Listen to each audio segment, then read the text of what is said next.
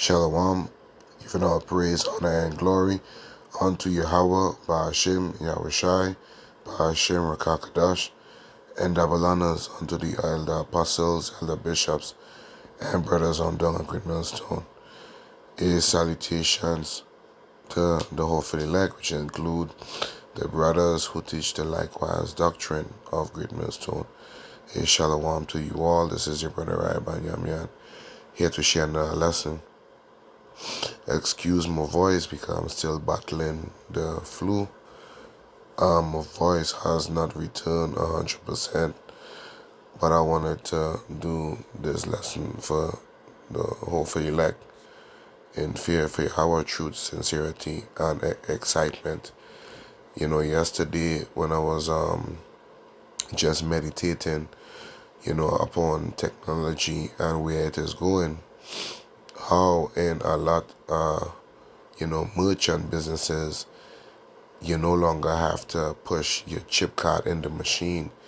You could just press it up against the machine, right? Or wave it to pay for goods and services.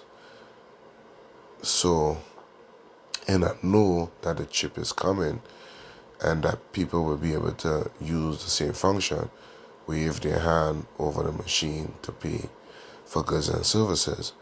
But a thought came to my mind, what would transaction be like, or the monetary situation be like with a microchip, but with those are street vendors, right? The guys that if your pin in your wristwatch is broken, he'll stand up outside there in the street and change it for you, right? Or if you need a battery in your watch, he would open up the watch and he would change it for you, right? Or the guy that sells fruits, vegetables, coconuts and stuff, watermelons, or produce on the side of the road, and he only takes cash. His business knows nothing about a debit or a credit card. What would monetary transaction look like when dealing with street vendors and stuff? So I googled it yesterday and said I was gonna do the lesson today, Lord willing. So this is what I typed up. What will monetary transactions look like with street vendors using a microchip? And that's what I will title the article as well. Let me write that down. So bear with me one moment. What will monetary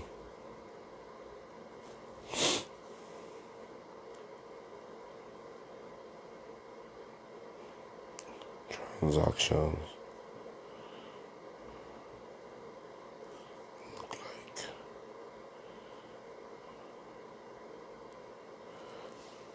look like with street vendors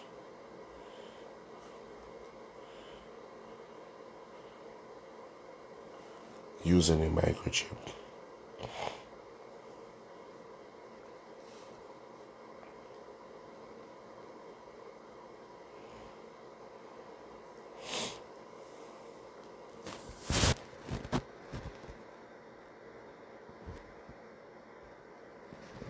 And this is what came up, right? It says monetary transactions with street vendors using a microchip would resemble existing contactless payments, right? So if it would resemble contactless payments, then that means the infrastructure of the system is already underlay.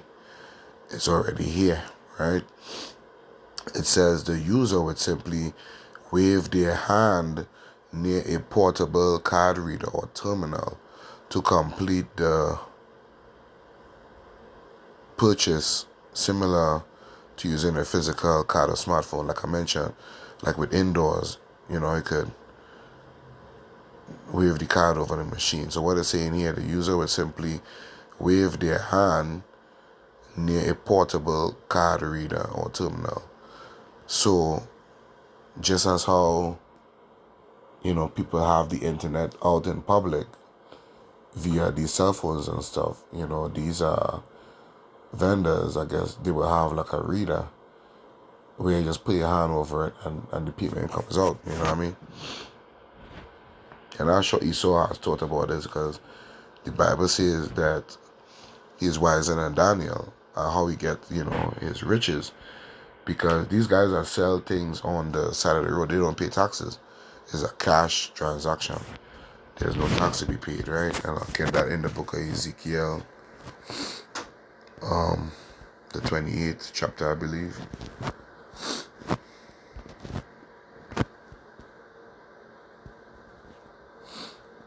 Okay, and the third verse it says, "Behold, thou art wiser than Daniel. There is no secret that they can hide from thee. With thy wisdom and with thy understanding thou hast gotten thee riches, and hast gotten gold and silver in thy treasures. By thy ways, wisdom, by thy wisdom and by thy traffic hast thou increased thy riches, and thy heart is lifted up because of thy riches." You understand? So Esau is going to be able to generate even more wealth unto himself when he gets into the system. It says the transaction process infrastructure. Street vendors will need a compact, portable point of sale POS terminal enabled with a near field communication, NFC or radio frequency identification, RFID technology, which are the same system used for standard contactless card and phone payments. So you see this is, so it's already the system, the infrastructure is already there. User action. The buyer who has a payment microchip implanted, usually between the thumb and the forefinger, would place their hand within the terminal's electromagnetic field. And as I said that, I looked it up where it says the buyer who has a payment microchip implanted, usually between the thumb and the forefinger, right? So check this out. See that right there? That microchip between the thumb and the forefinger. Between the thumb and the forefinger. Between the thumb and the forefinger. Between the thumb and the forefinger. Thumb, between the thumb and the forefinger. Alright. Authentication. It says the chip, which is a passive device with no internal power source, would be activated by the terminal's field and transmit the necessary payment information. Depending on the transaction amount and local regulations, the user might still need to enter a PIN or a PIN on the vendor's device for authorization. So pretty much the vendor, you're going to be carrying around some stuff with them. So a PIN might still be needed to prevent fraud. And I'm going to tell you something, man. You think there's a lot of scams and frauds going on now, when they switch over to this digital system, there's going to be a whole new world open up, man. You know what I'm saying? It says confirmation. The payment would be processed instantly, and both vendor and buyer would receive a confirmation, potentially via a sound notification for the vendor or a notification in a linked digital wallet app for the user. Yeah. So it's the technology is here, you know. right? Implications for street vendors: increase efficiency. Transactions will be faster than handling cash, reduce lines and boosting sales efficiency. Wide customer base. Vendors could accept payments from customers who do not carry cash, expanding their potential market. Financial inclusion. Integrating digital payments could help vendors access broader financial services like microloans and insurance schemes, fostering long-term financial stability. Right, which, like I said, which is going to include the form of taxes. Remember, we read in the book of Ezekiel, chapter 28. Yeah, that is why it's in Daniel, right? So by implementing this for the street vendors, he could levy taxes and fees on the vendors, which you're gonna have to pay to as well. Or it could be used to eradicate these vendors, because remember, paying no kind of fee is better than paying a fee. So it would force a lot of business people who do sell their little stuff, their little cell phone cases and stuff on the side of the road. They, you may see a great reduction in them, especially in these major cities. You still could push them out using these things. It says challenges. It says widespread adoption would require overcoming several hurdles, including the cost of acquiring NFC terminals, ensuring reliable internet connectivity, and building trust in the technology among both vendors and customers. Vendors would also need education on cybersecurity practices to avoid fraud. See, another causing measure as well. Current status. While some tech companies like Walletmore have already sold payment microchips, this technology is not yet mass market. Is not yet a mass market phenomena. Well, they have other countries like Sweden and stuff that uses it, but they would have to create an allure or a situation where that would streamline people into it quickly.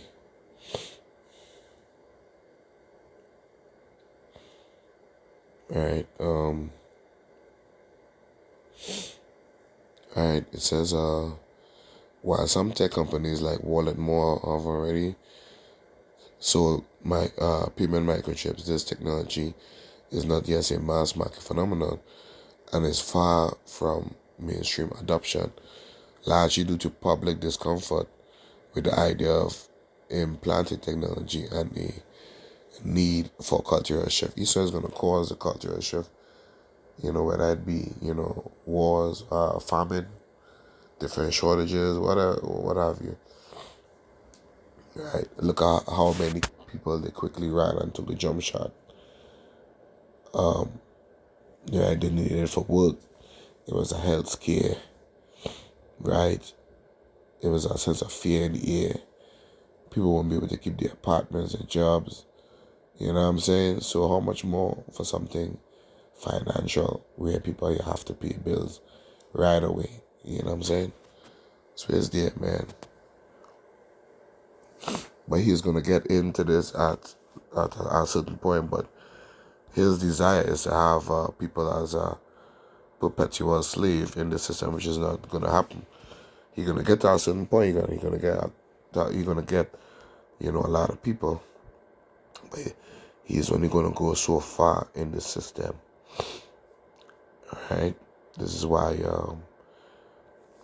starting with the elder apostles and elder bishops to urge y'all and the brothers on dog to repent now. You know what I mean? Have a relationship with Yahweh Hashem Yahushua now, so that when these things come, it wouldn't be moved, man. Just as Job chapter 20 verse 23, it says, when he is about to fill his belly, the Most High shall cast fury upon his wrath. So let me read that again.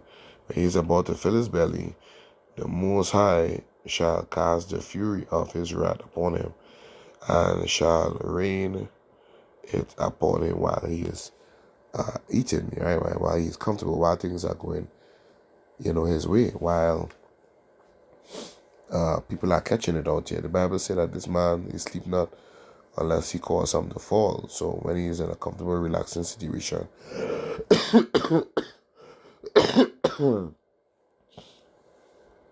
the Most High is going to rain his fury upon him.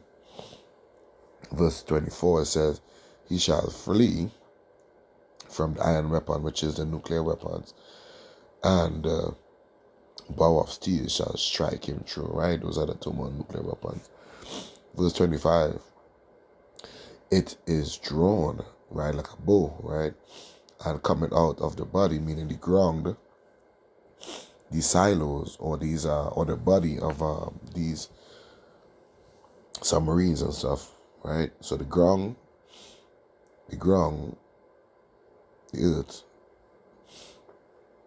right, or the submarines, right? Yea, the glittering sword coming out of the of his gall, terrors are upon him, right? And this is how Esau's kingdom, Babylon, aka America, would be destroyed. And lastly, I want to read in the book of Revelation, chapter 13 and verse 16.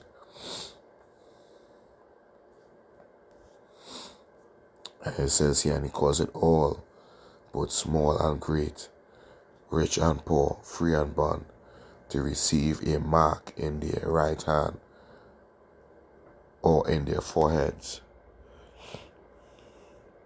Right, in their right hand or in their foreheads. In their right hand or in their foreheads. And that no man might buy or sell, save he that had a mark, or the name of the beast, or the number of his name. See, here is verse 18, here is wisdom. Let him that hath understanding count the number of the beast, for it is the number of a man, and his number is 600, 6, right? 666. Right? So, Lord willing, this lesson was edifying unto the elect, and it was made clear, even though, my voice is a little bit raspy with the sore throat from the flu. Alright, this is your brother Rai Banyamya. Until the next time, Shalom.